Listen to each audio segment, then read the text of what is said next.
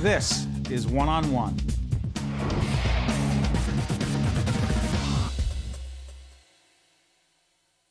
Cami Anderson is the superintendent of the Newark Public Schools, and we are honored to have her with us here on the campus of NJIT. How you doing? I'm doing great. Doing great. Thanks for having me. We were doing this in the summer of 2014. The initiative that you've proposed is called One Newark. I've got to ask you, can there be One Newark? There has to be, right? Our kids deserve it. And the whole premise behind One Newark is that every kid in Newark, regardless of where they live and regardless of whether or not they've been designated with a disability or have an English language learner need, that every kid, every single kid is in a great school. And that we should be agnostic about whether it's charter public or NPS. And we should be Newark Public Schools. Newark Public Schools, and we should be fiercely focused on quality. And that's a pretty popular idea, and it's one that we're pursuing with lots of vigor, and lots of Newarkers are really excited. You know, they've demanded more for a long time, and we're responding with a real sense of urgency. And we know it's hard, but we know we're on the right track. But here's the interesting thing. The other part of the show, I was just telling you, we talked to Dr. Price, Clement Price, who knows Newark better than most. And he's a big booster of yours, and there are others. But the folks who question, the folks who challenge, and do more than that, different people have different reasons. How hard have you found it to lead change in this city when it comes to education? And do you think it's dramatically different than any other city? Like say you're in Chicago, Philadelphia, New York, which you know, Sure. Different in Newark. So change is hard at any time, and you know, breaking really bad habits of bureaucracies is really hard no matter where you are. And it is particularly hard in a city that has, you know, inherent mistrust of folks who are from the outside for reasons that I understand. So you have to lead with heart and with passion for the work. And when you start to get results, people in Newark, and particularly families, they just want what's best for their kids. And so the level of discourse and how difficult it is to manage change, I think, is to be expected.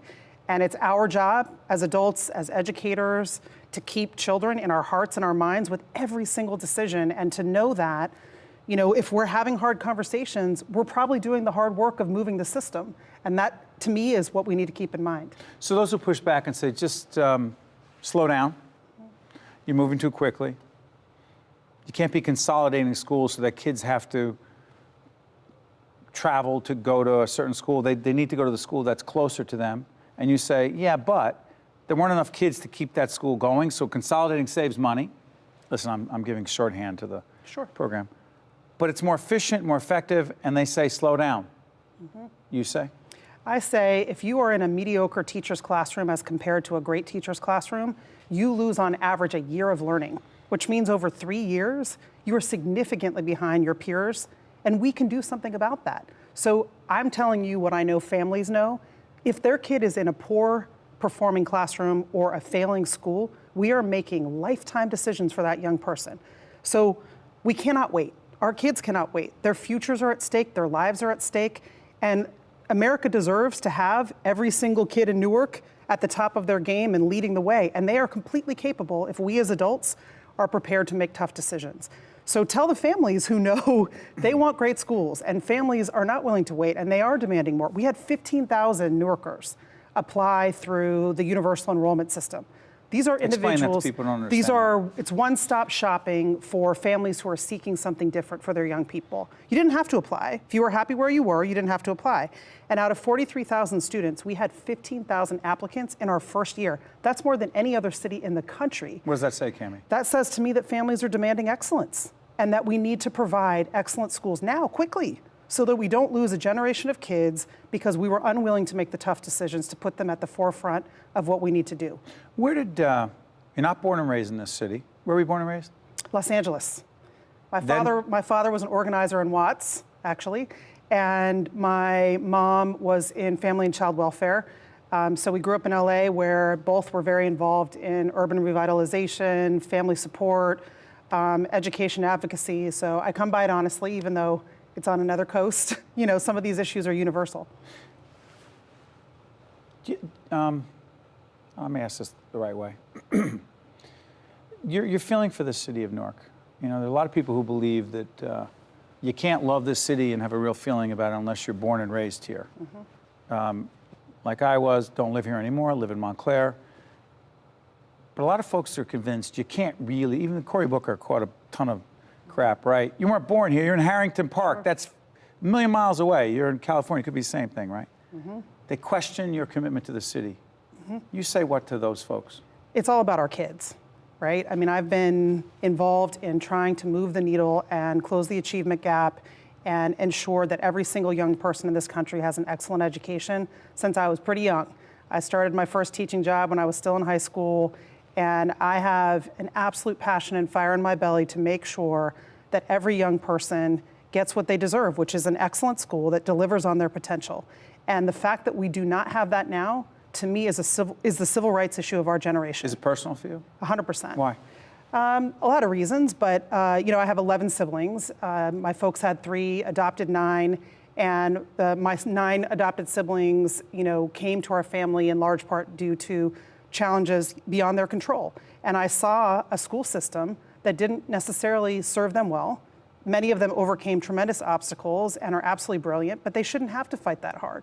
They should have all the same options that any other kid should. And right now, race and zip code dictate too much of what your educational experience is. And that strikes me not only as morally unfair, but practically very bad for this country, because we're missing out on so much talent and leadership that we are squandering because we are unwilling to topple the institutions that oppress folks and keep us from realizing our American dream by having everyone participate. You know, it's so interesting. You talk about oppression, people being oppressed. Those are disproportionately black and brown.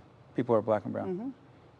You understand this from a personal perspective? I do, because I see, you know, very much the effects of racism and race on how people are treated, on expectations, on economic disparities, on housing disparities, on the way in which folks are promoted. I mean, these are not, you know, shocking truisms in our country. And I have experienced it in my own family. I've seen it, and I believe it's grossly unfair, but it's also holding us back as a country because we haven't been able to square, you know, a fundamentally problematic history and past with a promising future. We can, though. We can if we actually put our mind to it, and that's what we're trying to do in Newark. And you got to work through the tough stuff. It's funny, a few minutes left, but you call it tough stuff. Some others might call it something worse than that. And I want to stay positive, but we talk about, you know, Newark, you know, at a crossroads. I've often wondered why at certain points you'd want to keep this job. And I'll be specific, and you know where I'm going. Sure.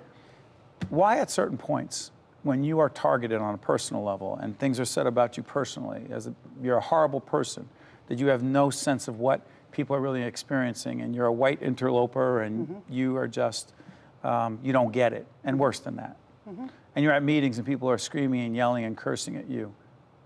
And you say to yourself, I want to stay in this job and I want it to be reappointed by the governor because? Because as I walked into Week Wake High School at the end of last school year after a horrific tragedy where we lost a kid in cold blood in front of a whole bunch of his friends, and I walk through the halls with those young people and I see what they have to overcome to come to school every day, and then I think we're going to keep them in a failed school instead of doubling down and actually making things better for them.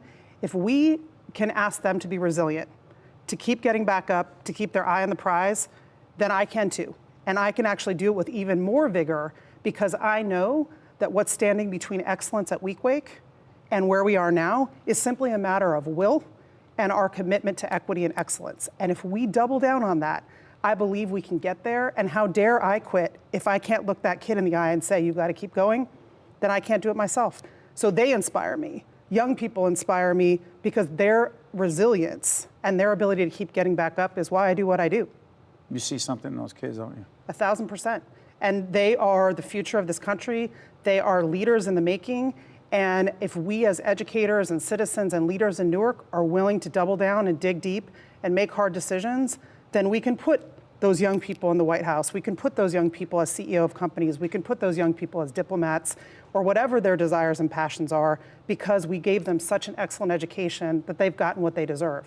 And their resilience inspires me in my deepest, darkest moments to heights that you would not believe. And so that's what propels me, as well as just the unyielding belief that we can do this in my lifetime. Like I always said, before I part this earth, like I'm gonna be part of something much bigger than me that closes the gap between what we see as those who are of means and those who are not. as far as educational equity. It's the promise of this country, and it's something we have to deliver on. That's what Brown versus Board of Education was supposed to be about, and a hell of a lot more, right? Right, and we have a long way to go, and why not have Newark be the place? Why not Newark? Why not now? Why not here in this moment? Why not? Why not us?